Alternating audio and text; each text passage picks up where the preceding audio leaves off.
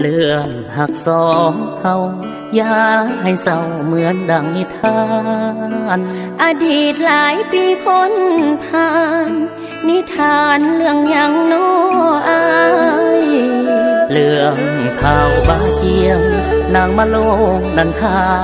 ตัวตายจังแม่นเว้าเป็นตานายฆ่าตัวตายย้อนยังละนาก็ย้อนความหาเท่าจำปาสักนั้นเป็นคนมีแต่เท่าบาเกียงนั้นติ